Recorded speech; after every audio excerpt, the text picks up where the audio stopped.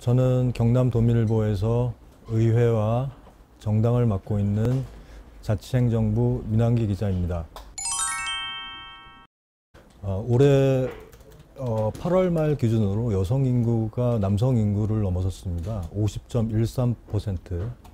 그래서 남성 인구를 넘어섰는데 정치에 있어서는 전혀 그렇지 않다는 걸 여실하게 느꼈습니다. 단체장 같은 경우에는 8명 정도밖에 없었고 기초 지자체 뭐 이런 데를 광역 의원들 이런 그 비율을 보면 뭐 10%에서 20% 정도밖에 되지 않고, 그것도 여성 할당제를 통해서 여성 정치인들이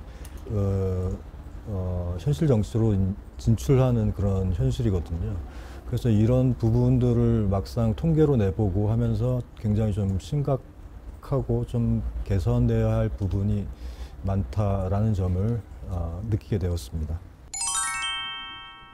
제주도에 있는 신도 삼리라는 마을이 있었습니다. 제주도에는 아직도 마을 향약이라는 게 굉장히 큰 힘을 발휘를 하는데, 근데 여기에서도 남성들에게만 권한이 부여되어 있는 경우가 굉장히 많았습니다. 중요한 대소사를 결정하는 개발위원회라는 곳이 있는데 거기에도 여성들이 거의 참여하지 못하고 있는 그런 실정이었고요. 마을 규약을 제정하기 위해서 제주 여민회라는 곳에서 노력을 했는데 거기에 나온 자료를 보면 여성들의 불만들이 굉장히 상당했습니다. 생활 속에서, 마을 속에서 이렇게 작은 곳에서부터 변화가 시작되는 게 어떻게 보면은 더 중요하고, 그러니까 여성 의원들은 이렇게 얘기를 하는데 술밥 정치.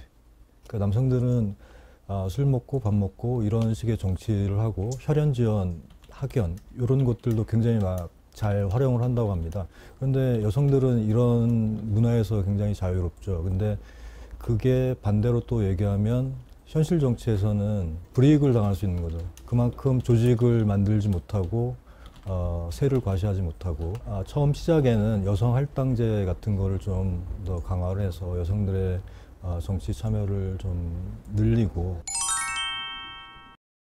네, 저는 일단 이 기사를 쓸 때 통계를 많이 활용했습니다. 그러니까 여성들이 뭐 사회에 많이 진출을 하고 여성의 목소리가 굉장히 높아졌다 이렇게들 얘기를 하지만 실제로 통계를 뽑아보면 전혀 그렇지 않거든요. 다시 한번 여성들의 사회적인 위치가 정말로 높아졌나 이런 부분에 대해서 다시 한번 생각하는 계기로